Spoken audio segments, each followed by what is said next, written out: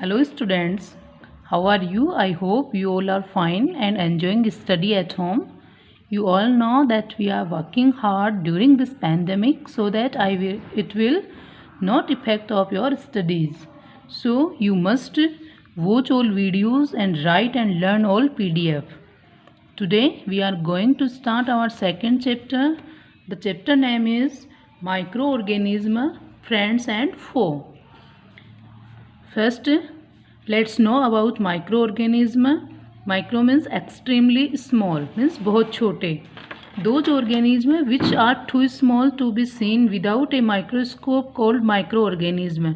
वे organism जो बहुत अधिक छोटे होते हैं और एक माइक्रोस्कोप की हेल्प के बिना देखे नहीं जा सकते, माइक्रो ऑर्गेनिज्म कहलाते हैं.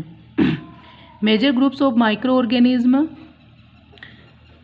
Organism are divided into 5 groups that are bacteria, virus, protozoa, fungi, algae.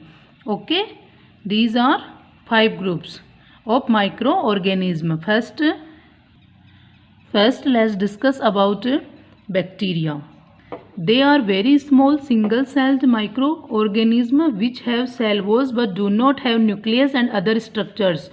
Way microorganism जो सिंगल सेल होते हैं, जो सेल वॉल तो रखते हैं लेकिन न्यूक्लियस एंड अदर स्ट्रक्चर्स उनमें नहीं पाई जाती है. They are found everywhere in air, soil and water. वे पाए जाते हैं हर जगह, एयर में, मिट्टी में, एवरी सरफेस अराउंड अस, हर सतह पे, और ऑन आवर बॉडी, अपनी बॉडी पर, even inside our body means अपनी बॉडी के अंदर भी पाए जाते हैं. They are feed, move, respire as well as reproduce on their own. वे भोजन करते हैं, चलते हैं, सांस लेते हैं और बच्चे पैदा भी अपने आप करते हैं. They are mainly 3 groups, means ये 3 ग्रुप्स के होते हैं, 3 सेप्स होती है इनकी. स्पेरिकल सेप्स बैक्टीरिया मीन्स गोलाकार, रोड सेप्ड बैक्टीरिया लंबे लंबे जो होते हैं, पतले और लंबे. स्पाइरल बैक्टीरिया मीन्स कुंडली वाले बैक्टीरिया, मीन्स सांप बनाता है ना कुंडली, वैसे ही कुंडली वाले bacteria. Now let's see examples of bacteria. First is lactobacillus, second is rhizobium. Some of bacteria are useful and help in making food like curd, nitrogen fixation and decomposition of waste organic matter. कुछ bacteria होते हैं वो अपने लिए helpful होते हैं, जैसे कि राइजोबियम नामक जो राइजोबियम जो बैक्टीरिया है वो जो लेग्यूमिनियस प्लांट्स होते हैं, एग्जाम्पल के लिए पीस, सोयाबीन, इनकी जड़ों में पाया जाता है जो नाइट्रोजन फिक्सेशन का काम करता है. एंड लैक्टोबैसिलस जो बैक्टीरिया है वो कर्ड जमाने के काम में आता है ना. अपने जो दही खाते हो ना आप लोग, वो किसकी वजह से जमता है? लैक्टोबैसिलस. एंड कई माइक्रो ऑर्गेनिज्म ऐसे होते हैं जो पदार्थों को सड़ाने गलाने के काम में आते हैं, मीन्स उनको ह्यूमस में कन्वर्ट कर देते हैं. Okay, and some are causes disease. वहीं कुछ बैक्टीरिया ऐसे होते हैं जो डिजीज़ का कारण बनते हैं. For examples of disease, cholera, typhoid, TB, diphtheria, whooping cough and food poisoning. Means cholera हैजा हो जाता है, टाइफाइड एक प्रकार का फीवर है, टीबी है infection in lungs, diphtheria infection in throat and nose, whooping cough and food poisoning. Okay, let's discuss about viruses. They are smallest microorganism which can develop only inside the cells of host organism. वे बहुत ही छोटे micro organism होते हैं जो किसी दूसरी cell के अंदर develop होते हैं, है ना.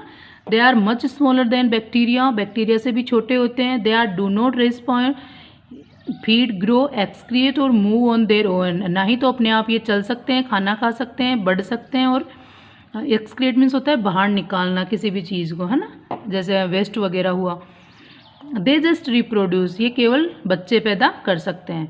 दे can reproduce and multiply only inside the cells of other organism. ये रिप्रोड्यूस कर सकते हैं जब इन्हें दूसरी सेल प्राप्त होती है, मीन्स दूसरी सेल के अंदर जाने के बाद. वो सेल किसी की भी हो सकती है, एनिमल सेल हो सकती है, प्लांट सेल हो सकती है, बैक्टीरिया सेल भी हो सकती है. As long as they are outside the living cells, they behave as non-living things. जब तक ये किसी भी सेल के बाहर होते हैं तब ये नॉन लिविंग थिंग की तरह बिहेव करते हैं. But as soon as they enter the living cells they start behaving as living thing. जैसे ही ये किसी दूसरे ऑर्गेनिज्म की सेल में एंटर करते हैं तब ये एक लिविंग थिंग की तरह बिहेव करना स्टार्ट कर देते हैं। They are the agents of disease, example of viruses, common cold virus and second HIV, जिसे हम बोलते हैं ह्यूमन इम्यूनोडिफिशियंसी वायरस, जिसकी वजह से एड्स होता है ना, और कॉमन कोल्ड की वजह से कोल्ड वगैरह होती है। डिजीज़ जो वायरस के कारण होती हैं, कॉमन कोल्ड, इन्फ्लुएंजा एक प्रकार का फ्लू होता है, एंड मीजल्स खसरा जिसे हम बोलते हैं, polio, chicken pox and small pox. Okay, now let's discuss about protozoa. They are single celled micro organism which are classified as animals. वो छोटे सिंगल सेल ऑर्गेनिज्म होते हैं, माइक्रो ऑर्गेनिज्म, जो एनिमल्स के में क्लासीफाई किए जाते हैं। They are found in ponds, lakes, dirty water drains, rivers, sea water and damp soil. Means ये जहाँ भी कहीं पानी भरा होता है वहाँ पाए जाते हैं। ये डैम्प सॉयल, डैम्प होती है नमी वाली मिट्टी, है ना।